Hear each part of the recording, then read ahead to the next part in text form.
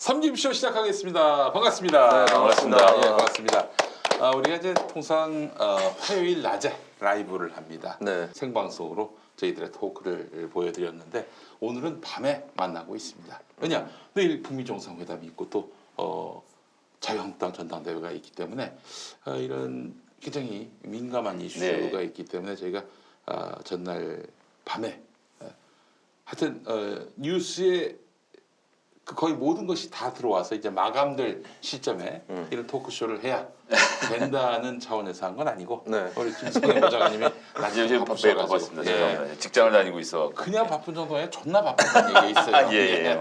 저 덕분에 제가 어제 과음을 해가지고 오. 낮에 좀 힘들었거든요. 예. 근데 아까 전에 희소식이었어요 저한테. 아, 그래요? 네. 2시 때 방송이 예. 취소됐다, 예. 연기됐다는 것은. 네. 저도 또 낮에 한숨을 좀 푹 잘 수가 있어가지고 너무 좋았습니다. 예. 손혜원 의원 뭐 검찰 조사 관련해서 그것 때문에 예, 뭐 하여튼 뭐 이래저래 좀 바빠서요. 이제 뭐 좀 정리가 되면 또 다시 뭐 말씀드릴 기회가 있을 것 같습니다. 그래요. 손혜원 의원님 그 탈당하고 그것도 목포에서 뜨거운 응원을 또 받았긴 했지만 그래도 당적도 없는 그런 국회의원으로서 또 좀 언론이 뭐 어떻게든 조그만 그런 흠이라도 발견하면은 바로 조질 그런 태세인데 피곤하지 않으세요? 근데 이제 뭐 피곤하죠. 피곤한데 이제 내성이 생겼다고 할까요? 웬만한 뉴스 나와도 사람들이 이제 그러려니 하는 것이 된 것도 있고 그리고 지금까지 사실 그 했던 것에 비해서 너무 지나친 보도량이었던 점에 대해서 뭐 국민들도 피곤하시고 기자들도 본인들이 피곤해하는 것 같아요. 기자들도 피곤해. 그래서 공격을 해대는 기자들도 피곤해합니다. 예, 최근에 또 TV조선에서 새로운 취재가 들어왔는데 내용이 별게 새로울 게 없는 걸 갖고 취재를 하는데 보니까 팩트도 틀렸더라고요. 그 옛날 같으면 이것이 사실이 아니다라고 어떤 내용인지를 차근차근 설명해서 바로 잡아줬을 텐데 너무 귀찮아서 보도 일단 하시라고 보도하시면 제가 정정보도 요청을 하겠다라고 대응을 했어요. 그래서 사실 뭐 보좌관 입장에서 기사가 안 나가게 하는 것이 최우선이니까 설명을 해서 오렇군요. 그러면 저희가 보도를 하지 않겠습니다라가 되는 게 제일 좋은 그림인데 어떻게도 보도는 할 거니까 그럼 기왕이면 틀리게 보도를 하게 한 다음에 오보를 유도하는 거죠. 유도를 하지는 않았습니다. 방치? 그분들이 준 질문지가 틀렸길래 제가 틀렸으니까 사실관계 확인을 하라고 말씀드렸고 그래서 어디가 틀렸냐 그래서 제가 그걸 가르쳐드릴 의무는 없지 않느냐. 알아서 하시라. 근데 저는 분명히 말씀드렸다. 이거는 내용이 틀린 부분이 있으니까 전제조가 틀렸으니까 확인해 보시고 하시는 게 좋겠다라는 충원을 드렸고 이제 뭐 좀 기다려봐야죠. 그래요. 요즘 조선일보, TV조선은 사람들이 기본적으로 이걸 있는 그대로 믿었다간 큰 손해를 본다. 이런 의식이 있어요. 예전에 비해서 많이 생긴 것 같습니다. 제가 봐도. 예전엔 조선일보가 말이죠. 우리 또 안티조선, 청년 시절에 안티조선에 또 아주 깊숙한 역할을 했었어요. 그래서 안티조선의 안티조선 운동을 벌이다가 그 아우가 하나 생겼어요. 배은. 배은 김수민 대세. 뭐 배은망덕하다 뭐 이런 의미로. 배우는 아니고 폐륜. 폐륜이었습니까? 오. 지난주부터 계속 배운과 표준 사이에서 정리해 왔다 갔다 하고 깎아주셔서 있어요. 고맙긴 한데. 예. 근데 하여튼 그 안티조선을 하셔서 잘 아시겠지만 예전에 조선일보는 뭘 되게 하는 힘이 있었습니다. 근데 요즘에 조선일보는 그 뭘 되게 할 힘은 없어요. 다만 뭘 안 되게 할 힘. 안 되게 할 힘이 한동안 있었는데 요즘은 그 안 되게 할 힘조차도 사라져버렸어요. 그래서 이 조선일보는 아마 겉으로 드러내진 않지만 내부적으로 굉장히 뭐랄까 낭패감 같은 것들을 느낄 거라고 생각을 합니다. 요즘에는 되게 하는 힘이 생겼죠. 어떻게? 말하는 거꾸로로 되게 하는. 디스카운트 현상. 기도하는 거에 반대 방향으로. 예전에는 보수 진영에게는 어쨌거나 가이드라인도 주고 이런 쪽으로 가야 된다라는 지시도 하고 그래서 많이 따르고 했는데 요즘은 그런 것도 많이 죽은 것 같고요. 뭔가 아젠다를 만들어내는 능력은 예전에 비해서 현저하게 떨어진 것이 아닌가. 그래요. 사실 그 원인이 무엇인가 우리가 곰곰이 따져보면은 그러면 이제 이것이 관훈 라이트 클럽이 되기 때문에 이야기를 더 길게 나누면 안 되겠습니다. 저는 적어도 이거는 뭐 거의 뭔가 잘못을 했으면 오보를 냈으면 바로 쪽팔리더라도 바로 잡고 사과하고 이래야 되는데 그런 걸 안 해요 요즘에. 더욱 안 합니다. 요즘에. 그 이제 손혜원 의원 관련돼서 그 대표적인 예를 하나 잠깐 들어드리면 예, 예. 그 현장에 취재를 갔는데 새로 산 집의 주인이 성이 최 씨야, 최 씨. 예, 예. 근데 그 창성장의 주인 중에 한 사람의 엄마가 최 씨거든요. 예. 그 뭐 편의상 최 이사라고 하겠습니다. 네. 최 대표라는 분이 계신데 뭐 이름도 다 나왔으니까 최옥희라는 분이 계신데 이분이 최 씨인데 여기도 최 씨잖아요. 새로 샀는데 예. 뭔가 연결고리가 있지 않을까라고 이제 단지 기자가 최 씨라는 이유만으로. 기자 이제 두들기고 다니면서 네. 최옥희 씨 알아요? 이렇게 물어본 거예요. 어. 물어봤는데 그 사람이 알죠? 예. 어떻게 되시는데요? 저희 고모인데요. 예. 그렇게 한 거예요. 오라 그렇게 기사를 냈어요. 그랬는데 최옥희 씨는 나는 조카가 없다. 남자 조카가 없다. 이게 뭐냐? 이렇게 된 거예요. 예. 그래서 제가 직접 전화를 했어요. 그 기자한테. 예. 조카가 없다는데. 네. 취재원에게 확인하고 있었습니다. 네. 그래서 그 너무 확신을 차서 얘기를 해서 제가 전화를 끊고 이 양반이 모르는 조카가 있는 건 아닐까 혹시 이런 걱정을 해서 했는데 합리적 의심이죠. 알고 봤더니 그 인터뷰를 했던 새로 집을 샀던 양반의 나이는 환갑이고 네. 최옥희 씨는 올해 52이고 근데 52인데 고모가 되는 거잖아요. 근데 알고 봤더니 그 환갑이 되신 집주인의 고모 이름이 실제로 최옥희였던 거예요. 이 최옥희는 아니야. 그 동명이? 그냥, 예, 동명이인인 거지. 예. 그걸 확인 안 하고 기사를 쓴 거지. 왜냐면 거꾸로 얘기하면 조선일보에서 최옥희 씨한테 확인만 했어도 되는데 조카가 있지 않느냐라고 하면 거기서 뭐 말할 수 없다든지 부인한다든지 뭐 이런 절차를 거쳐야 되는데 확인을 안 하고 보도를 했는데 이건 빼박 오보지 않습니까? 예. 그래서 TV조선은 따라서 보도를 했다가 정정 보도를 바로 했어요. 네. 자기들 잘못했다고. 예. 조선일보 지금도 버티고 있습니다. 어. 그래서 최옥희 씨가 그래서 그것으로 지금 민영세상에 고소를 해서 이 오보를 바로 잡아달라고 했는데도 아직도 정정 보도를 안 하고 있는 그 소송을 가서 해보겠다는 것이고 친인척 수도 있지 않느냐 최 씨가 많지 않으니까 이런 생각을 하고 있는 건지 어쩐지 어쨌든 52세 고모를 둔 환갑 할아버지의 이 안타까운 스토리가 지금 아니 그럼 방실이는 방정호 고모입니까? 자기네도 또 별로 성씨가 없다고 막 최 씨라는 걸 가지고. 원래 그 저기 그 방실이 본명이 방영순 씨. 아 그래요. 방영순 씨. 방씨 맞네요 그대로. 네. 예. 알겠습니다. 하여튼 이런 조선일보가 스스로의 어떤 그런 신뢰도를 실추하고 있는 겁니다. 네. 뭐 누가 그렇게 일부러 실추시킨 것도 아니에요. 예. 그렇죠. 예 맞습니다. 셀프 빅뉴스를 스스로 열심히 처먹고 있는 조선일보 이야기. 그 이야기는 관라이트 클럽에서 좀 하도록 하고 오늘 재밌는 얘기 해주셨어요. 네. 자 오늘 북미 정상회담입니다. 북미 정상회담. 오늘 저녁에 만찬을 하면서 독대를 한다고 그러고 또 이제 뭐 내일이죠. 그러니까 저희가 녹화 시점은 화요일 저녁이지만 이 나가는 날이 이제 수요일 아니겠습니까? 네. 그래서 이제 이렇게 그 나가는 날을 기준으로 말씀을 드리는 건데 그래서 이 28일 목요일 날 이제 또 구체적인 또 담판이 있게 되고 어디까지 합의한다. 이거 한번 저 우리 김수인 평론가부터 한번 전망해 주시죠. 저부터요? 네. 저는 이번에는 좀 그냥 감입니다.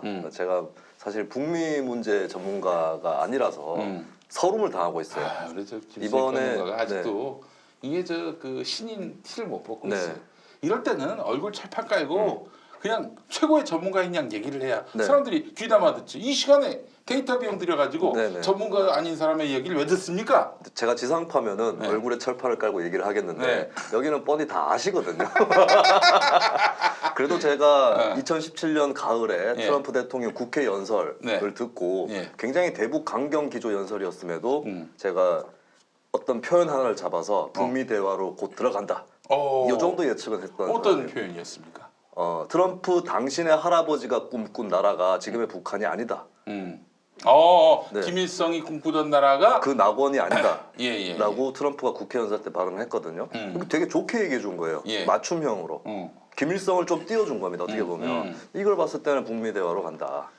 네, 제스처가 있다. 네. 예, 그거를 얘기를 했을 때 굉장히 이제 아마 지금 들으시는 분들 중에도 계실 건데 제가 그때 한 방송에서 얘기를 할 때 저를 야유하던 사람들이 있었습니다. 엉터리 분석이다. 누구예요? 네, 어떤 청취자분이. 네. 저였습니다. 예, 익명으로 김수민 예수이 네가 뭘 하냐? 네, 이렇게 한마디 썼습니다. 네. 죄송합니다. 저는 이번에는 그 문서에서 딱 타결되는 것이 아주 크지는 않을 것 같아요. 예, 일명 스몰 딜에 좀 가깝지 않을까. 그리고 이제 빅 딜의 가능성은 추후로. 저는 남북 정상회담이 뭐 트럼프 임기에만 두 번은 북미 정상회담. 북미 정상회담이 트럼프 임기에만 2번은 더 열릴 거라고 보거든요. 그래서 올해도 한 번 더 열 수도 있고. 네. 네, 그렇기 때문에 일단 제 생각은 종전 선언이라기보다는 불가침 선언에 가까운 그 정도 워딩이 나올 것 같고요. 네. 그다음에 영변 핵시설 동결 막는 거죠. 네, 그래서 폐기까지는 아니고 네, 동결. 그래서 이제 현재 핵을 다루는 네. 그 정도를 추진한다. 그리고 플러스해서 ICBM 발사도 동결. 그래서 이제 더 이상의 ICBM과 핵이 더 늘어나지는 못하게 하는 그 조치까지는 취하기로 하고 거기에 맞춰서 상응하는 조치를 한다. 네, 그래서 뭐 경제 제재 같은 경우는 뚜렷하게 들어가지는 않겠지만 뭐 인도적 지원 정도 얘기 넣고 종전 선언은 약간 후에 추진한다. 약간 추상적으로 이렇게 들어갈 것 같아요. 네. 저는 이럴 때 이렇게 주저함이 많은 뭔가 좀 굉장히 내가 얘기를 내뱉었을 때 이게 너무 세게 나갔다가 돌아올 후폭풍 때문에 염려하는 이런 김수희 평론가하고 저는 다릅니다. 저는 예측이 틀렸을 때 농담이라고 철판을 깔 수 있는 그 사람이 못 되더라고요. 저는 진짜 제가 한번 해보고 싶었어요. 농담이었습니다. 해보고 싶었는데 입 밖으로 안 나옵니다. 예, 저는 자신 있게 얘기합니다. 이거 저 종전선언 갑니다. 종전선언 가고 북한의 영변 핵시설 폐기까지 합의가 갑니다. 그리고 제재 해제는 뭐 저도 조금 좀 신중하게 되는데 왜냐하면 제재를 해제하는 순간 되돌릴 수가 없어요. 왜 못 되돌리죠? 다시 묶으면 되지. 그러니까 이제 되돌릴 수가 제재를 해제했는데 북한이 약속을 지키지 않으면 다시 제재하면 되지 않습니까? 아니 되지. 사실 제재 자체가 일단 북한을 압박할 수 있는 수단인데 수단 하나를 완전히 잃어버리면 안 되니까. 그래서 저는 확실히 그 제재 해제는 조금 좀 미국이 마음만 먹으면 다시 발동할 수 있게끔 다만 굉장히 헐겁게 이렇게 제재를 헐겁게 그러나 내용적으로 보면은 사실상 해제나 마찬가지인 그런 조치를 취함으로써 북미 사이에 통 큰 합의를 볼 것이다. 지금 사실 합의를 안 볼 수가 없는 상황입니다. 트럼프도 국내적으로 굉장히 몰리고 있는 상황이고 또 보세요 그 뉴욕 타임스인가요? 뉴욕 타임스하고 또 신경전 벌인 걸 보면은 워싱턴 포스트였나? 뉴욕 타임스하고 뉴욕 타임스. 아니 모든 신문들이 저기 아닌 매체가 없어요. 폭스뉴스 정도 빼면은. 근데 이제 폭스뉴스가 시청률은 제일 높죠. 그거 왜 그래요, 그거는?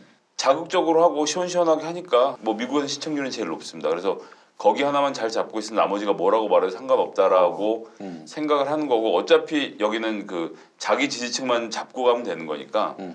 그래서 뭐 큰 걱정 없이 밀어붙이고 있는 것으로 보여지고 뉴욕 타임즈 같은 경우는 그러니까 우리나라에서 요즘 그러니까 뉴욕 타임즈는 우리나라 진보 매체처럼 진보는 아닌데 어쨌든 친민주당 성향이잖아요.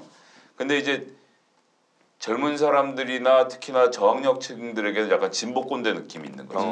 니들 뭐 하는 얘기 다 그렇지 뭐 이제 뭐 이렇게 막 되게 고상하게 얘기하려고 소위 말하는 PC하게 얘기하려고 하고 엘리티즘. 약간 이제 그런 것들이 포함되어 있는 뉘앙스를 많이 느껴서 뉴욕 타임즈를 읽고 토론하는 사람들이 이렇게 많지는 않거든요. 다만 그 매체가 갖고 있는 영향력은 크게 있지만 어차피 트럼프 지지하는 사람들 안 보니까 상관없다 생각하고 이제 뭐 서로 막 나가는 거죠. 그리고 미국은 대선 때 언론사가 지지하는 후보를 발표할 수가 있거든요. 그러니까 이제 전 우리나라도 그렇게 돼야 된다고 생각하는데 그래야 나는 황교안을 지지하는데 하고 밝혀놓고 기사를 써야 그 기사가 어떤 맥락에서 나오는지 아는데 우리나라 뭐 되지도 않는 완전 중립이라고 말하는 것 자체가 좀 웃기긴 한데 여튼 이제 뭐 다시 원래 얘기로 돌아가면 그래도 뉴욕 타임즈는 북한 문제도 마찬가지로 잘 안 될 것이라고 계속 초를 치는 거고 그런 입장에서 트럼프는 어떻게든 한 번의 돌파구를 만들어내야 하는 상황이기 때문에 그래서 이번 선언적으로라도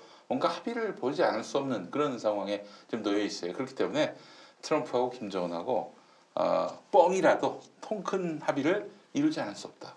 이 점이 바로 저의 그 통찰력 있는 분석이고 이 김수민과의 차별되는 지점입니다. 저는 트럼프 김정은이 회담 자체에는 별로 무게를 두지 않는다고 보고 있고요.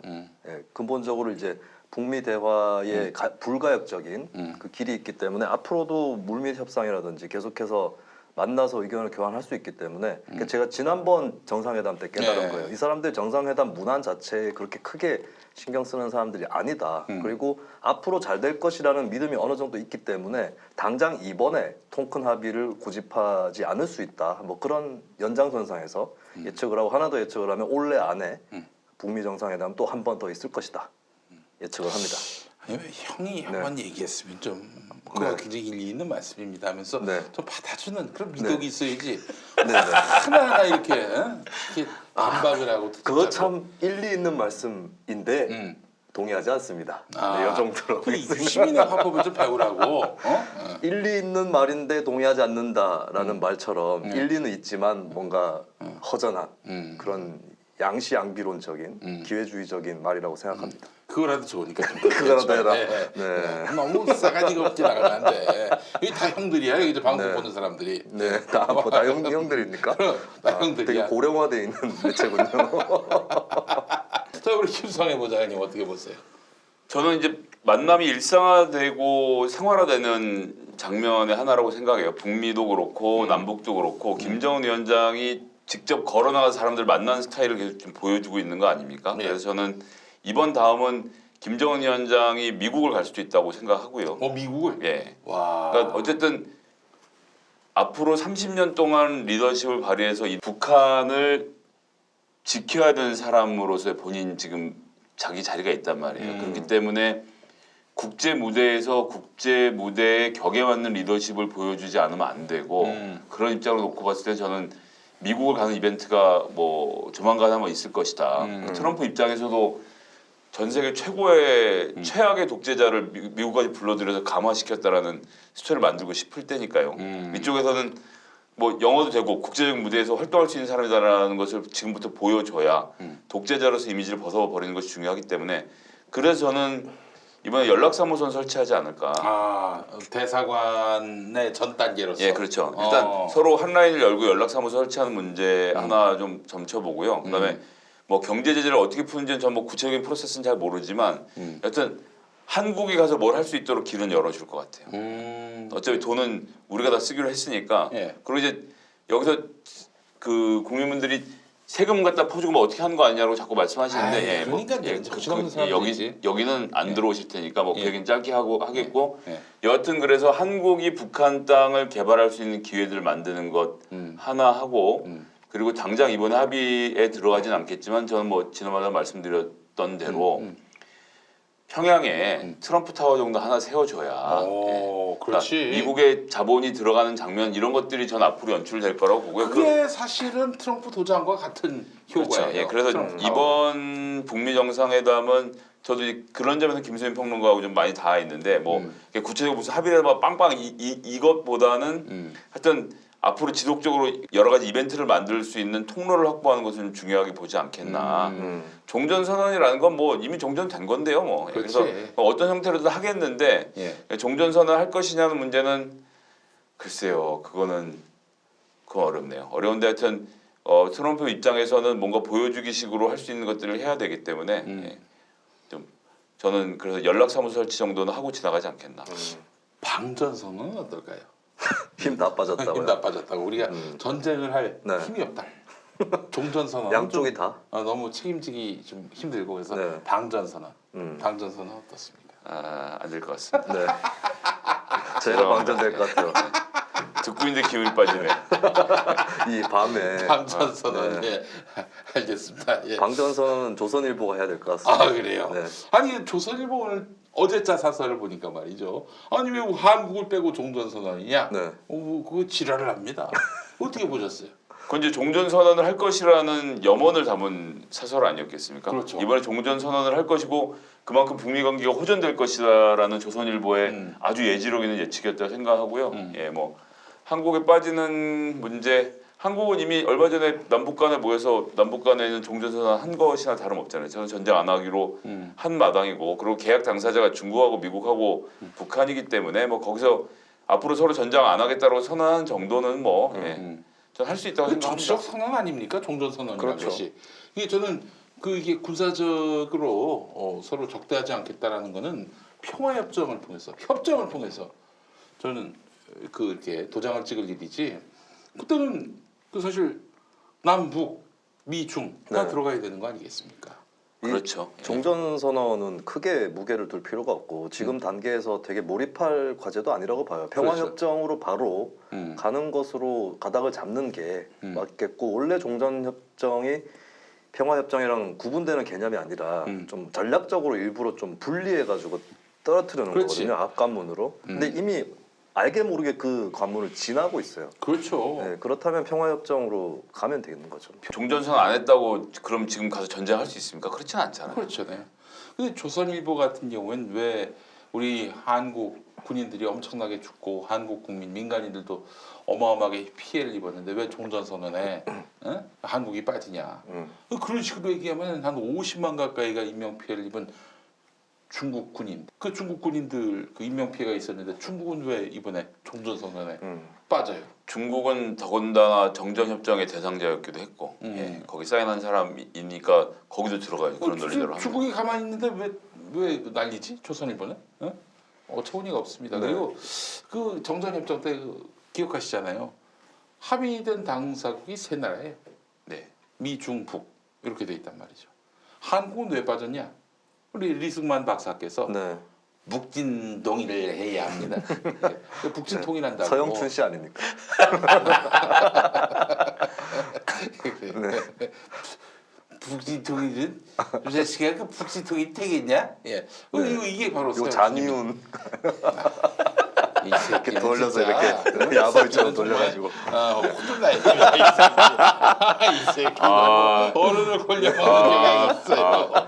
네, 말씀이 너무 세서 동의하기가 어려워지네요. 점점 더. 예. 그러니까 리승만 그 박사께서 네. 북진 통일을 해야 되기 때문에 우리는 종전 선언 못한다. 우리는 종전이 아니다. 이렇게 우겼던 거 아닙니까? 네. 예. 아니 조선일보가 그때 이승만을 비판하는 네. 그런 기사 하나 썼는지 모르겠네요. 글쎄 말입니다. 네, 또 그때는 게다가- 가만히 있고. 게다가 또 중요한 건 뭐냐면은 전쟁 중에 전쟁 개전하자마자 뭐 한 보름도 안 됐을 거예요. 보름 됐나? 미국한테 전시작전 통제권을 다 넘깁니다. 그래서 이제 뭐 하여간 노무현 대통령이 전시작전 통제권을 2012년에 받기로 했어요. 그런데 이명박 박근혜가 그냥 계속 미국이 갖고 계세요. 이렇게 했던 거 아닙니까? 네. 예. 우리의 군사 주권은 다 이렇게 미국한테 넘겨주고 이제 와서 종전선언 왜 우리는 빠졌냐? 그럴 때 조선일보가 사실 전시작전 통제권 미루는 거에 대해서 막 분노하고 막 비판하고 그랬어야 사실 종전선언에 왜 우리가 빠지느냐라고 막 화를 낼 그런 자격이 있는 거 아닙니까? 네, 그렇죠. 전 뭐 종전선언을 하는 분위기라는 것이 취재가 됐다는 것만으로도 예, 만족하고 싶습니다. 네, 그래요. 전작권을 미국한테 넘겨준 리승만. SJA님 김수민 평론가를 키워서 이준석의 대항마로 키우려고 했는데 김용민의 대항마가 됐어. 난 그거밖에 안 됐어. 김용민의 대항마가 이준석의 대항마보다 낮은 거예요? 그렇죠. 김용민 씨가 이준석 씨보다 낮은 겁니까? 야, 나의 대항마가 돼서 뭐 할 건데? 이준석은 미래 가치가 있습니다. 이준석 이준석 가치가 씨는- 어디가 있어요? 이준석 씨는 제가 방송도 같이 했었어요. 네, 그지. 네, 재작년하고 작년 초까지. 그냥 학력을 팔아먹을 뿐 난 그 사람 뭐 하는 사람인지 잘 모르겠어요. 그래요. 아니, 그 뭐가 있나요? 똑똑해 보여가지고. 네. 아니 똑똑한 사람 많죠. 네. 우리나라가 한 해 뭐 똑똑한 기준으로 대학으로 따질 수는 없지만 어쨌건 서울대 졸업한 사람이 4,000명이 넘게 매년 졸업하고 있는데 그런 식으로 따지면 뭐 네. 그런 사람들이 다 근데 바른미래당에 있는 뭐 그런 청년 정치인으로 이준석이 있는데 민주당에 누가 있습니까? 없죠. 이게 문제입니다. 이게 민주당에도 몇 분 계시지 않습니까? 누가 있어요? 김병관. 김혜영도 있구나.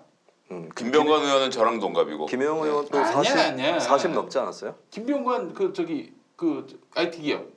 저랑 동갑이에요. 그래요? 예. 젊었어 그 양반이? 난 몰랐네. 더 젊은 줄 아셨어요? 나는 애송이로 봤지. 큰일 굉장히 날 젊은 뻔하셨네요. 분으로 봤어요.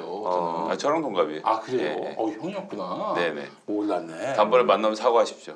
예. 아니야 그래도 화대했다고 그래서 내가 무슨 야 담배 하나 줘봐라. 야 담배 하나 줘봐라. 그런 사이는 아니야. 그런 사이는 아니었어요. 그래요. 청년 정치인이 너무 없습니다. 형님을 지금 청년 정치인이라고 말할 수는 없잖아. 형님 나이 분들은. 저는 아니죠. 예. 중년이라고 말하기 싫은데 중년이죠 사실 뭐 이제. 그게 참 민주당은 그게 참 안타까워요. 네. 근데 전 이번 뭐 갑자기 딴 얘기를 좀 쳐서 그렇긴 한데 다음번 총선 때는 청년 정치인들이 많이 등장할 거라고 생각하는 게 이해찬 대표가 나이가 많고 꼰대처럼 보이지만 사실 그렇지 않은 것이 아주 뭐 극명하게 보여지는 게 세종시는 세종시에 시의원만 16명이 있어요. 거기 시구위원이 있는 게 아니라 거긴 자치시라서 그렇지. 16명의 시의원이 있는데 그 중에 절반을 경선을 했고 그다음에 경선을 권리당원들이 직접 체육관에 권리당원들 모아서 현장에서 연설 듣고 투표를 해갖고 둘 중에 하나씩 다 떨어뜨렸거든요. 그래서 16명 중에 40대 이하가 무려 8명입니다. 세종시는. 그리고 28살인데 재선 시의원도 있고 그래서 이해찬 의원이 그 동네에는 계속 그러니까 뭐 인위적으로는 어떻게든 물갈이를 해서 청년 정치인들을 계속 키우는 일을 하고 있어요. 그래서 본인도 35살 때부터 국회의원 시작했고 그렇죠. 예, 그래 그런 저런 것들이 있어서 이번에 본인이 그 중진들 많이 같이 어깨 동무를 하고 예, 그 자리를 청년 정치인들에게 만들어 주려고 한 노력. 그러니까 20년 집권 플랜의 기본은 그러니까 지금 뭐 당장 뭐 공천을 뭐 학살하겠다 이런 얘기 안 하고 다니지만 20년 집권 플랜의 기본은 지금 뭐 20대까지 모르겠습니다. 30대 40대 정치인들 많이 발굴해서 민주당의 그 구조를 젊게 바꾸겠다는 생각이 이해찬 대표의 머릿속에는 있고 그것이 본인의 지역구에서 이미 몇 년 전부터 입증해 오던 것이기 때문에 저는 그런 활동에 좀 기대를 걸어보는 편입니다. 네, 알겠습니다. 김수미 평론가 요즘에 그 민주당에서 네. 그 20대 담론이 또 나왔습니다. 김용민의 20대 개새끼론이 10년 만에 나온 것 같습니다. 어떻게 보세요? 제가 바로 김용민이 얘기한 20대 개새끼의 그렇습니다. 한 명이거든요. 그렇습니다. 딱 예. 그 세대예요, 제 세대가. 그 아까 계속 욕을 하셨구나. 근데 나는 그래서 제가 복수하러 나타난 겁니다. 근데 나는 김수미 세대한테 그랬지 지금의 20대한테는 아무 얘기도 안 했습니다. 그렇죠. 예. 보통 바로 밑에 세대하고 사이가 안 좋지 한 칸 건너면 괜찮거든요. 동맹을 깨하려고 하는데 네. 이번에 그 논란에 대해서 얘기를 하면 제 세대 네. 김용민 씨한테 욕먹었던 제 세대 사실 20대 개새끼라는 워딩을 쓰지는 아우 절대 안 않았죠. 썼지 내가. 굉장히 억울하시잖아요. 난 욕을 안 쓰는 사람입니다. 굉장히 억울하지 않아요? 예, 억울해. 예. 20대 개새끼라고 말을 했다고 잘못 알고 있는 사람도 있을 것 같아서 글쎄 말이에요. 저는 네. 그- 전혀 그런 개새끼라고는 안 아유 했죠. 그렇게까지 제가 예. 그 담이 있지 않습니다. 예. 너희들은 희망이 없다 이렇게 얘기해요. 그렇죠. 차라리 개새끼라고 하는 게 아 대학만 왔네. 대학만 맞아. 개새끼에겐 희망이 있습니다. 그리고 저희가 그런 세대였는데 사실은 저는 그때 김용민 씨 그 신문 기고였나요? 아 그것도 학보였어. 충남대 학보인가. 그러니까 예. 이제 용감하게 굉장히 대학생들한테 그 얘기를 하신 건데 아니 이게 무슨 뭐 진짜 제가 이제 와서 하는 얘기지만은 이게 언젠가 한번 내가 얘기를 해야겠다라고 해서 쓴 게 네. 아니라 노무현 전 대통령 그 이제 장례 끝나고 그 이튿날 그 털렸어요 대학문 앞에. 네네. 그 저기 말하자면은 시민 그 빈소가 털렸어. 네네네. 아 이거 딱 보고 말이야. 그 놓친 애들이 가서 그 막다가 군인들이 가서 예. 놓친 애들이 네. 가서 막다가 막지도 못하고 막 야마가 도는 거야. 그래서 그래서 그 20대를 탓할 일은 아닌데 네. 하긴 그때 좀 정신이 없었던 때였어. 화가 나서. 예, 홧김에 쓴 겁니다. 네, 예전에 뭐. 에로 영화 중에 홧김이라고 있지 않습니까? 역사는 홧김에 일어나는 겁니다. 네. 그래요. 그걸 예. 역사로는 인정하시는군요. 네, 그렇습니다. 예. 아니, 그때 저는 조금 동감이 됐던 거는 저는 이제 어차피 같은 세대니까 조금 더 편하게 얘기할 수 있잖아요. 예. 제가 생각해도 제 또래 세대는 갑갑하다. 제가 10대 때부터 얘기를 했는데 네. 우리 또래에서는 정치하는 애들은 별로 안 나올 거다. 그리고 대통령 절대 안 나온다. 그래요? 제가 어릴 때부터 얘기했어요. 우리 또래에서는 안 나온다. 예. 네, 그래서 제가 사실은 옛날에 기초의원하고 지금 정치평론을 하는 것도 네. 또래 경쟁자가 별로 없어서 그런 성격이 큰데 네. 근데 이제 저 같은 경우는 김대중 노무현 정부 때 대학교를 다녔거든요. 예. 그 제가 군대 제대하고 복학했을 때가 노무현 정부 중반기 딱 시작할 때였는데 우와 대학가의 보수화 탈정치화의 그 바람이 확 느껴지는 거예요. 대학 그 군대 가기 전하고 비교를 해도 그렇지. 예. 그게 이제 취업하기 어렵고 불안하고 이런 것 더하기 당시 정부가 노무현 정부였기 때문에 예. 거꾸로 여론이 보수화되는 그런 측면이 있었던 거예요. 그러니까 민주화가 어느 정도 정착이 되고 대신에 약간 정체되는 사회에서 흔히 나타나는 현상이 정부의 성향과 반대로 민간 운동이 진행이 되는 그러니까 노무현 정부 때 뉴라이트 운동 나오고 그랬었잖아요. 그러네요. 네, 그래서 그 흐름을 탄 건데 예. 지금 여론조사 결과 이런 걸 보면은 김용민 씨나 김성애 보좌관 세대가 40대 네. 제일 진보적인 정책관을 갖고 있어요. 예. 근데 30대하고 별 차이가 안 납니다. 40대하고. 왜 그러냐? 이명박 박근혜 정권을 거치면서 다시 경험했어요. 거꾸로 뒤집어진 게 있고요. 그다음에 제가 윤종훈 회계사라고 예전에 삼성에 대한 재벌 개혁 운동을 했던 그분을 2007년도에 6월 항쟁 20주년이라고 학교에 초청을 했어요. 강연을 좀 해주십사. 그분이 이제 대학가 탈정치와 보수화에 대한 얘기를 듣고 하시는 말이 너무 걱정하지 마라. 왜냐하면 지금 취업하기 어렵고 학점 따야 되고 이래서 불안해서 그런 건데 취직을 하고 나서 자리가 좀 잡히고 나면 직장에서도 새롭게 사회 부조리 문제를 보게 될 것이고 당신 세대들은 30대부터 오히려 진보화될 수 있다. 그런 얘기를 했어요. 근데 지금 여론조사에서 20대 30대 좀 갭이 있잖아요. 저는 이게 결정적으로 취업했냐 아니냐의 차이. 네, 그 문제가 있습니다. 그래서 지금 20대에 대해서 뭐 그냥 사실 20대도 여론 지형이 굉장히 복잡하고 다변화돼 있다라는 게 제 관찰 결과거든요. 근데 거기에다가 이제 이들이 안고 있는 불안 그리고 기성세대가 만들어 놓은 제도라든가 이런 것들이 본인한테 상속돼서 긍정적으로 갈 확률이 거의 안 보이는 세대예요. 네, 그렇다면 지금 현재 그들이 느끼고 있는 그 심리에 대해서 좀 충분한 이해가 필요한 거죠. 아, 그래요. 그렇기 때문에 지금 20대들에게 해줄 수 있는 답이 야, 너희들이 역사 교육을 좀 엉망으로 받아서 그래. 이런 얘기가 아니라 질 좋은 일자리, 또 풍부한 사회 진출 기회, 부여 이런 것이어야 한다라는 얘기죠. 그렇죠. 결국에는 먹고 사는 문제. 사실 젠더 갈등이라는 것도 저는 세대와 계급의 문제라고 봐요. 원래는. 근데 그것이 이제 20대에게 압력으로 작용을 하면서 20대 남성이 뭔가 여성들이 역으로 존중받기 때문에 우리가 불리해졌다라고 하는 그런 인식을 낳은 건 저는 결국에 근본적으로는 사회 경제적인 문제다. 네, 이분 어떻게 우리 김성애 보좌관님 어떻게 보세요? 일단 교육 때문에 그랬다라고 하면 20대 남성과 여성의 지지율이 그렇게 차이가 날 수가 없죠. 여자는 이명박근혜 시절에 교육을 거부해갖고 지금 문재인 정부를 지지하고 남자는 그 교육을 멍청하게 따라가서 지지를 한다라고 멍청하게 따라가서 문재인을 반대를 한다는 것은 전제 자체가 틀린 얘기고요. 그다음에 이게 우리가 놓치고 있는 게 이런 게 있습니다. 그러니까 386들이 자기 때는 그러니까 지금 이런 목소리를 낸 사람들은 대부분 다 이제 좋은 대학 나와서 좋은 대학 교수하고 이런 사람들이 주로 많아요. 자기 때는 데모 다 했다는 거예요. 그때는 대학생이 20%도 안 될 때거든. 예. 전체 자기 세대 중에서 대학을 다니는 사람이 20%고 그 중에서 데모한 사람도 그 중에 또 소수였거든요. 근데 이제 워낙 사회적으로 말하는 사람이 없으니까 그 사람들이 스포트라이트를 받은 건 사실이지. 그러면 나머지 80%가 직장 다니고 고생하고 이런 어떤 사정에서 어떤 환경에서 무엇을 하고 있었는지 이 대학 가서 데모한 사람들 몰랐단 말이에요. 그러니까 자기 주변은 다 데모한 사람들이 이제 데모한 사람들끼리만 있었으니까.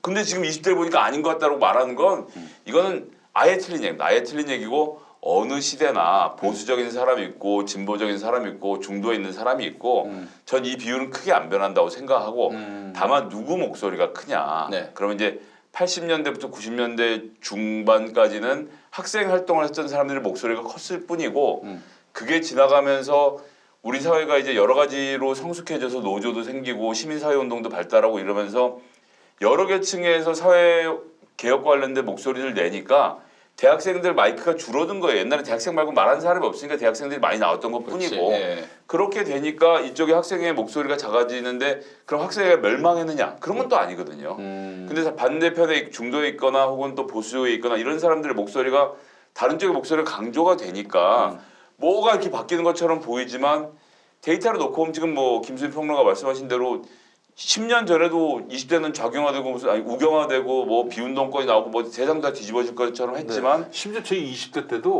20대 보수 같은다 이런 얘기 나왔었어요. 그냥 맨날 하는 얘기예요. 요즘 애들은 항상 버릇이 없어.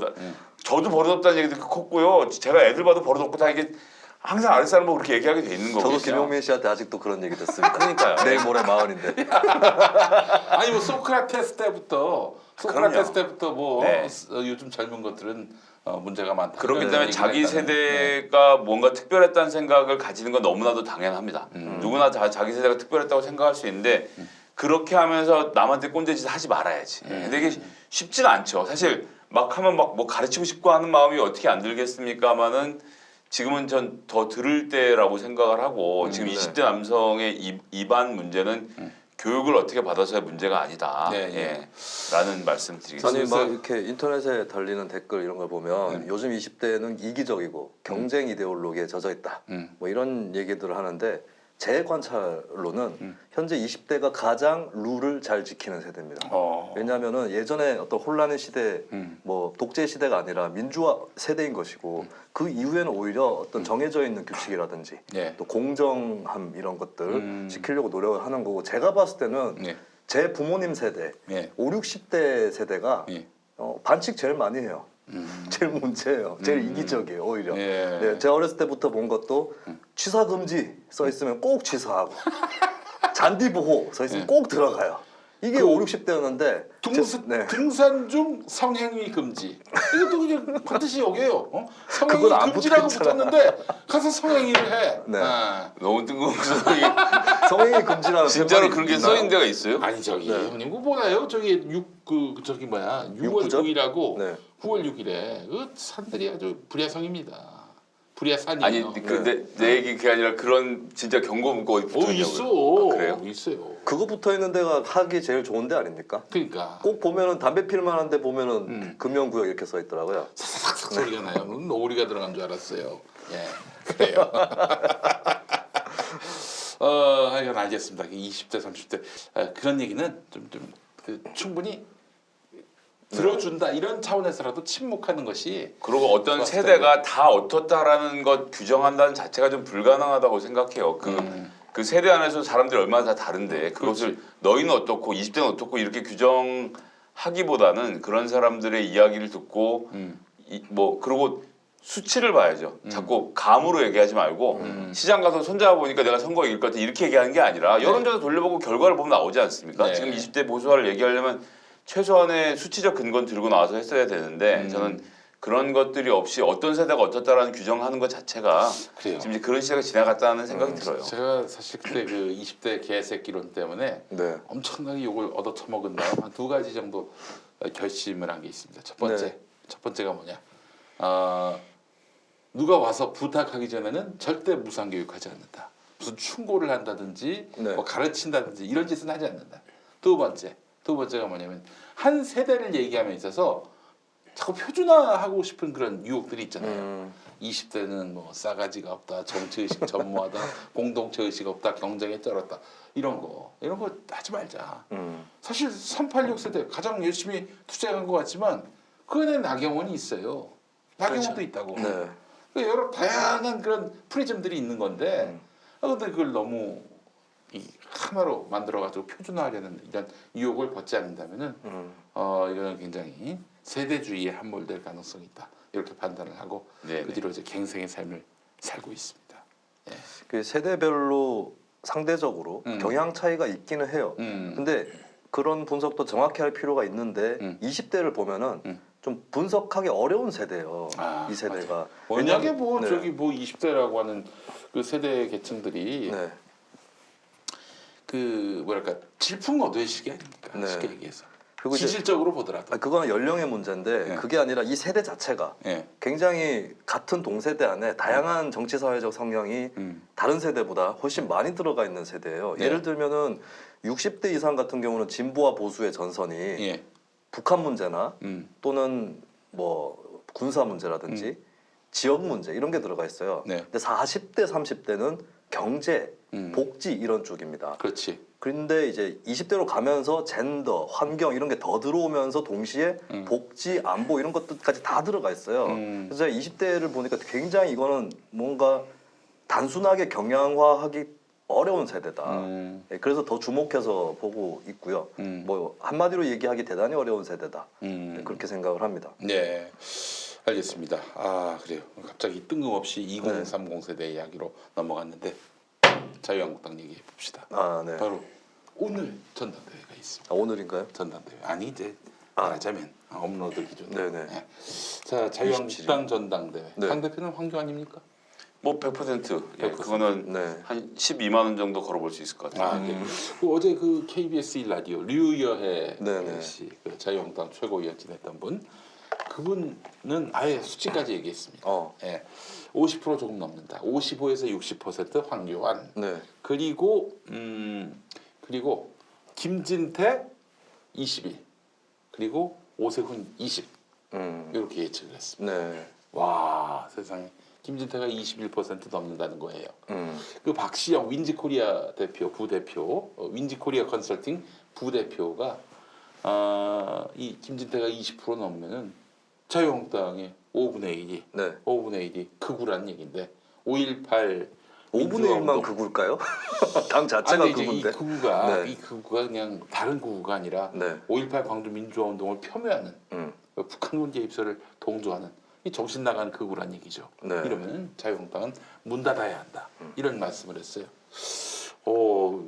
게다가 오세훈이 아무리 간발의 차라 하더라도 3등이 된다. 오세훈은 뭐 오늘로 네. 정치 인생이 끝나는 거죠. 뭐 더 앞으로 무슨 회생의 모멘텀을 찾을 수 있겠어요. 이미 끝나 있는 거 아닌가요? 다들 그렇게 얘기하더라고요. 류여의 전 최고위원. 네. 근데 생각해 보십시오. 만약에 오세훈이 당 대표가 됐으면은 이거는 뭐 다크호스가 되는 거죠. 그냥 껌껌한 거 아닌가요? 네? 다크호스. 네. 그냥 껌껌한 말로 있을 것 같아요. 오세훈이 돼봤자. 저도 오세훈은 뭐 계속 말씀드리지만 본인의 정치적인 철학과 비전이 없기 때문에 그러니까 이렇게 생각하시면 돼요.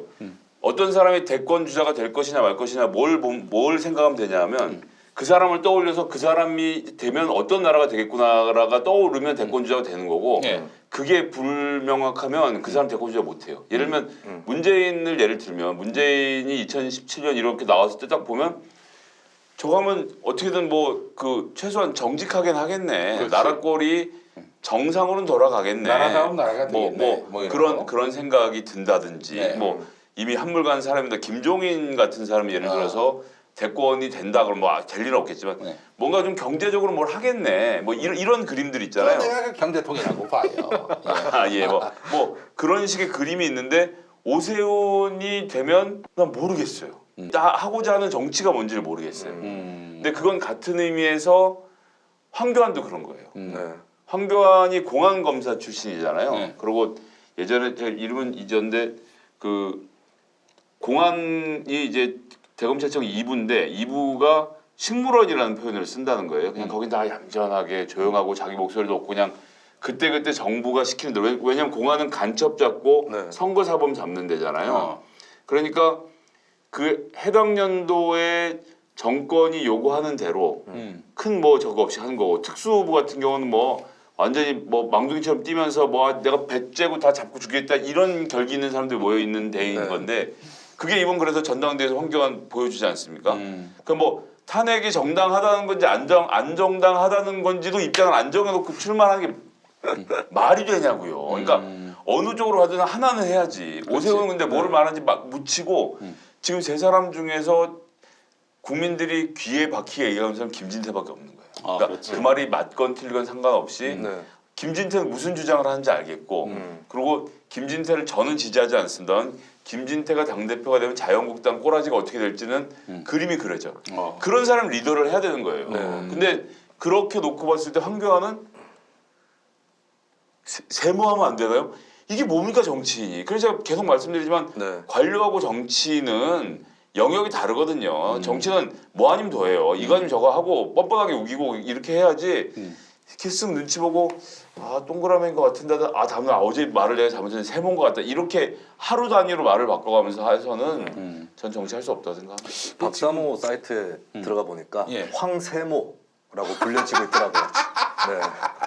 그런 거죠. 네. 어느 쪽에서 지지 못 받는 그 거지. 박사모 카페는 김진태 쪽으로 정리가 됐어요. 근데 물론 그게 어느 정도의 당심인지는 봐야 되겠죠. 그래도 20% 이렇게 지지받으면은 김진태를 네. 낮출 수가 없어. 제가 그냥 재미삼아서 퍼센테이지 예측을 해보겠습니다. 예. 이건 그냥 진짜 그것도 재미 삼아서 정색을 하고 하세요.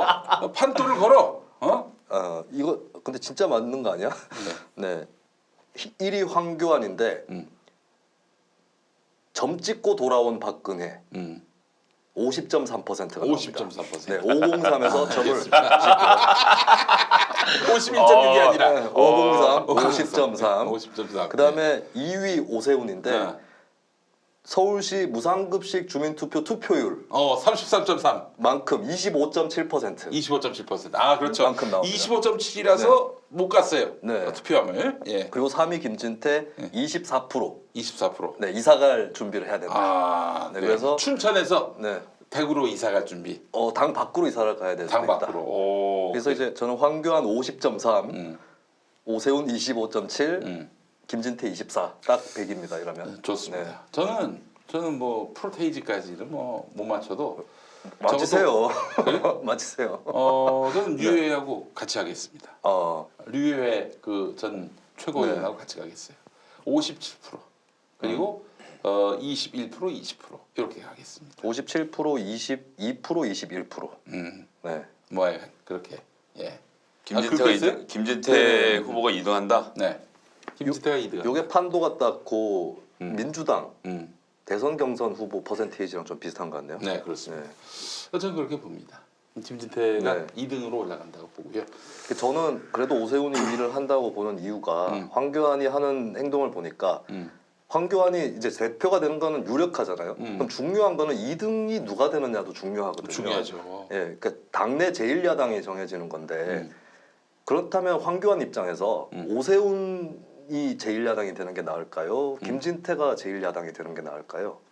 아무래도 오세훈이 낫지 않겠어요? 그렇죠. 저도 예. 같이 생각을 하거든요. 대화가 통해야지. 그러니까 오세훈은 놓고 뭐 필요에 따라서 타협을 하든 아니면 그냥 비박이니까 하고 치든 이렇게 하면 되는데 김진태가 2등을 한다. 예. 굉장히 질질 끌려갈 확률이 높습니다. 그렇죠. 그래서 황교안이 저는 자꾸 이제 5.18이라던가 이런 문제에서 분명하게 김진태랑 선을 긋지 않는 이유가 김진태한테 갈 표를 막고 싶다. 김진태를 3등으로 만들고 싶다. 요 심리가 좀 작동하는 것으로 생각을 해요. 네. 그 정도까지 머리가 돌아가는 사람 같지는 않아 보이는데. 그거는 혼자 머리를 굴리지는 않을 것이고 그리고 류혜 교수가 그 얘기를 했나요? 김무성 측근이 누가 들어가 있다? 황교안 캠프로? 오세훈 쪽에? 아니요, 황교안 캠프로. 황교안 캠프로? 네. 오. 그 얘기 안 했나요? 류혜 교수가? 그 얘기 제가 또 진행하면서 네. 딴 것도 좀 봐야 되기 때문에 한 귀로 듣고 흘릴 수도 있었어요. 그래서 예. 이건 자유한국당 쪽에서 제가 들은 얘기인데 김무성, 황교안 손 잡을 수 있다. 혹은 잡았다 이런 얘기를 듣긴 했었거든요. 근데 김무성 입장에서 생각했을 때 이제 선거 전략을 차라리 황교안이 친박표를 더 많이 먹고 오세훈이 이제 비박 쪽을 충분히 확보를 하는 게 그쪽에서도 더 나을 것이고 뭐 이렇게 여러 가지 그런 것들이 작동한다면 그래도 오세훈이 조금 더 나오지 않을까. 그 황교안 1.7% 많이 나오지 네, 않을까. 황교안이 내년도에 자유한국당 공천권을 행사하지 않을 것이다. 공천권을 행사하는 사람은 네. 비대위원장이 될 것이고 홍준표는 그 비대위원장을 노릴 것이다. 이게 유해 교수의 그건 제가 생각입니다. 몇 주 전부터 그래서 계속 말이에요. 밀어붙인 아니죠. 낭만으로 낭만. 정리됐다. 예. 예. 그건 뭐 너무 당연한 수순이라고 네. 생각이 됩니다. 예. 뭐 저런 리더십으로는 어려울 것이고요. 그다음에 저는 계속 말씀드리지만 정당 간의 경쟁을 하지 않으면 정당이 썩어 문드러져요. 그렇지. 그래서 예. 자유한국당이 만판 저러고 있는 것을 우리가 마냥 기뻐할 일은 저는 아니라고 생각을 그렇죠. 해서 불행해지는 거예요. 그렇게 놓고 봤을 때는 지금 말씀하신 것처럼 오세훈이 2등을 하는 그림이 좋은데 문제는 뭐냐 하면 그러니까 자유한국당 내에 정상적인 사고를 가지고 있는 보수 그러니까 5.18은 전두환이 학살한 거 맞고 근데 문재인 정부는 경제를 잘 못하니까 나는 자유한국당 지지자야라고 생각하는 정도의 그 마일드한 사람들 그러니까 박근혜 탄핵은 불가피한 일이었다고 생각하는 사람들이 누구를 찍느냐예요. 그런데 문제는 여론조사 결과 계속 보면 나오지만 당심에서 김진태를 못 꺾고 있는 거예요 오세훈이. 예. 이게 좀 큰 문제라고 보는데 그러는 여러 가지 이유 중에 하나가 탄핵을 반대하는 의미에서 오세훈을 찍으려고 했던 사람도 오세훈 하는 꼬라지를 보니까 저거는 뭐 탄핵 반대 하나만 가지고 제일 찍을 수가 없겠다 싶어서 전 그 표가 황교안으로 쏠릴 거라고 보고 그래서 김진태가 잘해서 2등이 아니라 오세훈의 남은 표마저도 황교안이 다 가져가면서 황교안은 뭐 그래서 저는 뭐 퍼센티지 사실 남의 당을 잘 모르겠고 50대 후반이 될 가능성이 높다고 보고 그래도 오세훈 3등 예측할 수 있는 거죠?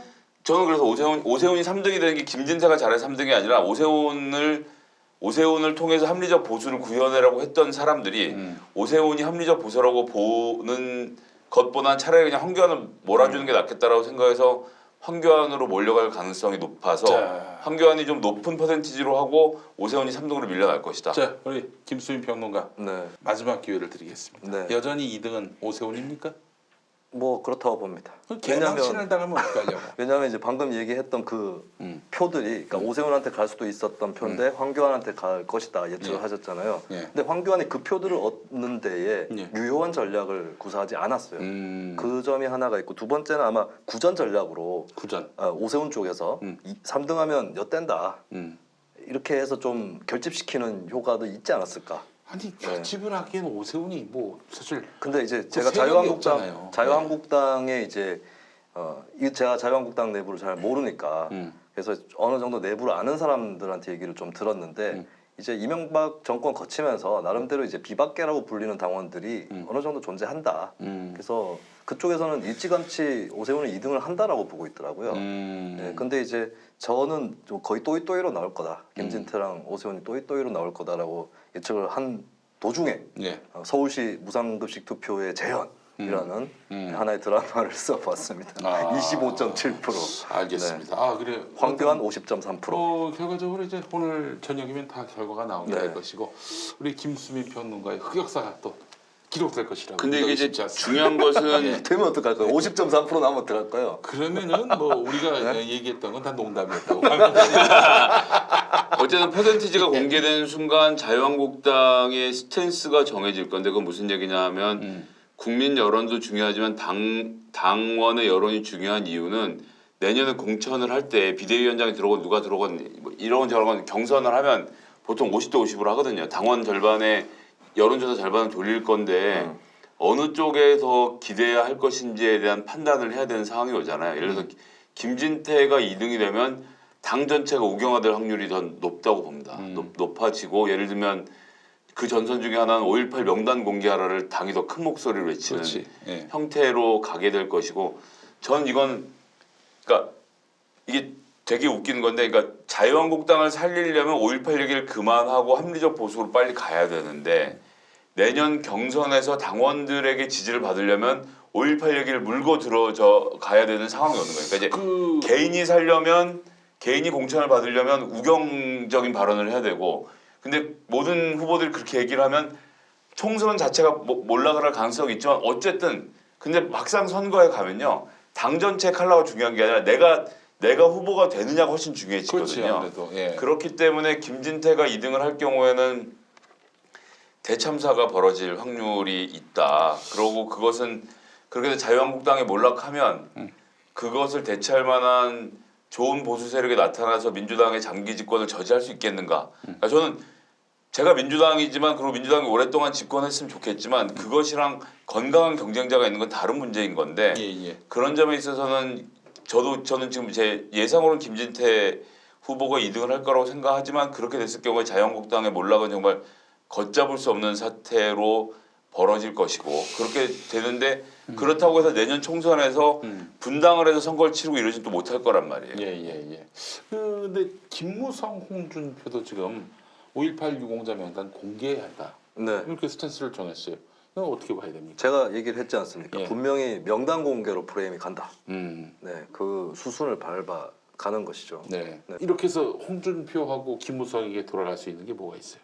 그냥 그 보수 세력 자체에 그러니까 제가 그때 말씀드렸지만은 5.18에 대해서 왜 그렇게 나오느냐 했을 때 본인의 어떤 과오 그리고 더 불리하게 만든 그 사건에 대해서 아예 부정해버리고 싶은 그 심리가 극단적으로 표출된 게 지만원이었었다면 이들은 이제 그 정도는 아니고 조금 유공자 이런 걸로 좀 칠을 해서 그리고 5.18에 끝나지 않겠죠. 민주화 운동 유공자에 대한 혐오 담론을 또 만들어내려고 그렇지. 할 겁니다. 저는 이게 2014년 카톡으로 떠돌았던 세월호 유가족들이 뭐 특례 대학교 입학을 요구했다느니 더 많은 보상금을 따기 위해서 그랬다느니 하는 완전한 가짜 뉴스. 그런 음해를 퍼뜨렸던 거하고 일맥상통한 그런 시도. 그러니까 유공자에 대한 유공자 혐오 이런 게 또 나오는 것 같아요. 네, 그래서 그 부분은 인터넷 쪽에서도 조금 더 지금까지도 좀 파급력이 있었고 저도 예를 들면은 대구역에서 기차 기다리고 있는데 어떤 대구 사투리 쓰는 50대 남자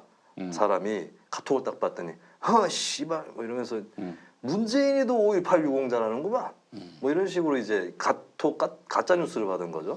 근데 그런 식의 담론은 이미 기미를 보여왔었고 그쪽으로 이제 좀 몰아가려고 하면서 민주화 운동 역사에 대해서 좀 되치기를 하는 그런 시도를 하는 것이라고 봅니다. 그래서 저는 뭐 한마디로 자유한국당이 망조가 들었다. 뭐 이 지경까지 왔으면은 네. 뭐 지금 국민의 민심과는 완전히 별개로 자기들만의 어떤 그런 프레임에 갇혀서 그렇게 해서 보다 더 자극적인 이슈가 무엇인가 거기에 골몰하고 네. 그래서 5.18이라는 꺼내서는 안 될 그 카드를 꺼내가지고 지금 내부적으로 규합하려고 했던. 근데 어쨌든 대구에서까지 지지율이 떨어지는 걸로 것을 보면 자유한국당도 정신을 차릴 수도 있을 것 같은데 그러니까 당원들, 그러니까 특히 그 책임 당원이라고 그러죠. 책임 당원들은 의지가 확고한 모양이에요. 여론조사 결과 계속 김진태 이렇게 높게 나오는 거 보면 아 저거 어떻게 해야 되는지 걱정입니다. 이 김진태와 황교안 둘이 합쳐서 80%가 넘어간다. 80%에 육박한다 그러면은 뭐 이거는 뭐 황교안이 김진태하고 생각이 다를 거라는 네. 그런 판단은 안 들잖아요. 황교안은 시류대로 갈 겁니다. 시류대로. 하여튼 이런 상황이 되면 이제 뭐 자유한국당은 몰락으로 가는 건데 몰락으로 가기엔 1년이라는 시간이 너무 아깝습니다. 좀 조기에 몰락할 수 있는 방법은 없을까? 사표 네. 낸다면서요. 의원직 총사퇴. 근데 사표를 회기 중에 안 내고 지금 내야 되는데 그 되게 다릅니다. 아 그래요? 회기 중에 내면 국회의원들 투표를 해야 되거든요. 뭐 과반수 참석의 과반수 통과가 되고 이렇게 돼야 사표 처리가 되는데 네. 회기가 아닐 때면 그냥 우리 문희상 의장이 이렇게 도장을 딱 찍어주면 그냥 바로 처리가 되거든요. 아 그래요? 예. 오 회기가 아닐 때 예. 내면은 네. 그리고 지금 내면 4월에 보궐선거 할 수 있습니다. 그래요? 예, 뭐 100몇 짜리가 다 말도 안 되는 얘기지만 어쨌든 현행법상으로는 사표를 지금 내면 4월에 보궐선거를 할 수 있기 때문에 그런 뭐 아주 뭐 꿀잼이죠. 예. 일어나지 않을 일이지만 이제 그렇습니다. 문희상 의장이 미친 척하고 그냥 다 수리를 해버리면은 관리 그렇죠. 안 하고 그거 굉장히 꿀팁이에요. 근데 이제 헌법상 국회의원이 200명 이상 돼야 된다는 조항이 있는 게 있어서 이게 또 위헌 논쟁이 어떻게 벌어질지 뭐 이제 좀 복잡하긴 한데 왜냐면 120명이 빠지면 국회가 국회로서 역할을 못하는 상태가 되는 거잖아요. 네. 그러면 뭐 민주당 의원들은 뭐 계속 의원직을 유지하더라도 총선은 불가피한 겁니까? 근데 그 헌법에 나오는 보궐선거, 200명 예. 이상 그거는 의원 정수에 대한 규정이지 예. 현원이 200명 넘어야 된다는 규정은 예, 그것도 맞는 말씀이네요. 예. 그래서 지난번에 탄핵 때도 왜 예. 그냥 총사퇴. 예, 총사퇴 해버리면 국회 해산이다 이런 얘기가 나왔는데 그건 아닐 것으로 아니었었죠. 예, 맞습니다. 확인이 됐었죠. 민주당 의원도 내면 어떻게 됩니까? 민주당 의원이 지금 사표를 내라고요? 그 자유한국당이 낸 김에 같이 내. 그러면 200석이 넘어가잖아요. 네. 그렇게 해서 보궐선거를 같은 4월에 치르는 거예요. 그러면 민주평화당 안 낼 것 같은데 근데 민주당은 평화당은 안 내고 바른미래당도 안 내고. 예. 그래. 자유한국당만 냈으면 좋겠습니다. 딱 내서 네. 회기 중이 아닐 때 내가지고 문희상 의장이 다 수리를 해버리면 참 좋겠어요. 아니 그 얘기가 나온 이유가 패스트트랙 때문이잖아요. 예. 그걸 강행하면은 뭐라고 표현해? 좀 이상한 표현을 계속 나경원 원내대표가 하고 있는데 아니 패스트트랙은 국회법에 다 절차가 규정돼 있는 거고 그리고 패스트트랙은 역으로 반대급부로 충분한 시간을 또 보장해줘야 됩니다. 예, 바로 예. 통과가 되는 게 아니라서 그러면 뭐 자기네들이 올라타든지 계속 보이콧을 하든지 알아서 하면 될 일이지 예. 왜 그 제도 자체를 국회선진화법에 들어가 있는 그 제도 세팅되어 있는 제도 자체를 부정하는 그런 발언을 왜 하는지 모르겠어요. 네, 알겠습니다. 자, 황교안 씨가 당 대표가 되면은 당장 어떻게 할까요? 대외 투쟁을 안 할 수가 없을 겁니다. 어마어마하게 또 네. 공격 포인트를 만들어 가지고 이제 이 정치적 투쟁에 들어갈 것이 너무나 분명해 보이는데 민주당도 뭐 카드가 있어야 될 것 같아요. 근데 그건 좀 전에 말씀드린 대로 2등 누가 하는지 싸움을 같이 놓고 봐야 하는 거고 황교안 대표가 저는 전투형이라고 보여지진 않아서 예, 처음부터 하자마자 대여 투쟁하고 이렇게는 못할 거예요. 아 그래요? 예, 저는 뭐 가능성이 높지 않다고 봅니다. 대여 투쟁은 주도하는 사람이 좀 따로 있을 것 같고요. 황교안 씨가 먹물, 진흙탕 이런 거 다 뒤집어 쓰면서 할 스타일이 아니라서 본인은 굉장히 어디 강연 가서 고매한 이야기하고 다니고 이럴 것 같아요. 싸움은 다른 사람이 하고 그럴 것 같습니다. 그리고 황교안 씨의 굉장히 경쟁력이 떨어지는 부분이 뭐냐면 공안검사 출신이면 무서운 맛이 있어야 돼요. 그래도 무서운 맛이 없습니다. 아까 얘기하셨던 대로 공안 2부 그러니까 뭐, 대검에서 이부가 이제 공안부인데 공안은 다 좀 그렇게 그러니까 생각하는 것과 달리 정권이 그러니까 시키는 것을 착착착착 요리하는 데들 일가견이 있는 사람들이지 그 자체가 막 이렇게 개성이 강하고 이렇게 막 툭툭 튀는 스타일이 아닌 건 거죠. 같은 검사도 홍준표하고 황교안을 비교해 보시면 그 차이가 좀 명확하지 않습니까? 그런 차이가 좀 있다고 생각합니다. 칼잡이가 아니죠. 그러니까 나경원이 검찰총장실을 점거했습니까? 오늘 60명이 찾아가서 대검 검찰총장실을 오늘 나온 뉴스입니다. 아 그래요? 네. 뭐 앞으로 그럼 계속 거기 있을 거예요? 잠깐 5시간인가 정보하고 나왔죠. 아 나왔어요? 예. 어. 총장 나와 이거 하고 이제 안 나오니까 그럼 가자 그러고 나온 걸로 알고 아 있어요. 이거 봐봐 이게 내가 나경원이 역대 최약체 원내대표라고 말한 이유가 여기 있어. 뭔 투쟁을 했을 때 자기 몸을 던지질 않아요. 눈치 보는 거야 그냥. 뭐 나 이거 했다 이 정도. 응? 60명씩 가서 검찰총장을 압박하면 그것이 입법부가 사법부를 압박하는 형태로 보지. 그렇죠. 예. 뭐 물론 이제 그렇죠. 검찰이 뭐 사법부는 아니지만은. 근데 어쨌거나 사람들의 눈에는 게 뭐 행정부가 뭐 이렇게 따지게 복잡해지니까 어쨌거나 뭔가 국회의원들이 너무 하는 거 아닌가라는 인식을 만들어 줄 수도 있다고 생각. 지금 그러고 검찰이 그 문재인 정부 장관 자택까지 압수수색 하는 거 아닙니까? 그렇죠. 뭐 어마어마하게 하고 있는 거거든요. 네네. 검찰이 누구 편 들어줄 경황이 아니에요 지금. 그렇지. 그런데 거기다 대고 편파 수사를 하고 있다고 출국 금지까지 시켰는데 편파는 무슨 편파입니까 지금? 그렇기 때문에 저는 역풍을 맞을 거라고 생각합니다. 네, 하여간 참 자유한국당 순환의 시대가 뭐 당대표가 결정되지도 않았지만은 계속되고 있는 거죠. 눈에 보입니다. 눈에 보여요. 아 재밌는 일들이 총선까지 앞으로. 너무 많이 남은 것 같아요. 자유한국당한테는. 그렇습니다. 반전의 카드도 없고 그리고 대권 주자라도 뭐 좀 있어야 그 사람을 중심으로 어떻게 당을 추스려 올 텐데 황교안은 이렇게 해갖고 나 주변에 가까운 사람들 많이 심어서 다음번에 대선 경선 때 도움받아야지 이런 생각일 거거든요. 그렇죠. 예. 지난번 홍준표가 대권 후보 나올 때도 경선 하라 그러니까 안 한 거 아닙니까? 쉽게 그렇죠. 얘기하면. 그러니까 이번에는 내가 잘 해갖고 경선에서 이기도록 준비해봐야지라고 뭐 밖에는 머릿속에 생각이 없을 것이기 그렇죠. 때문에 그때까지 몸살이고 너무 도드라지게 행동하지 근데 않고. 몸살이면 저는 비대위 체계로 갈 거라고 봅니다. 네. 제1야당 대표가 몸살인다. 이런 얘기 처음 들어보고. 그러니까요. 예. 알겠습니다. 자 오늘 삼김쇼 이제 마무리하도록 하겠습니다. 우리 김성애 보좌관님, 김수민 평론가님 두 분 수고하셨고 다음 주에 우리 김수민 평론가를 좀 위로하는 그런 시간이 아마 될 것 같습니다. 20.3%를 기억하십시오. 알겠습니다. 오세훈 2등 기억해 주시기 바라겠습니다. 예, 자 수고하셨습니다. 다음 주에 뵙겠습니다. 예, 감사합니다. 고맙습니다.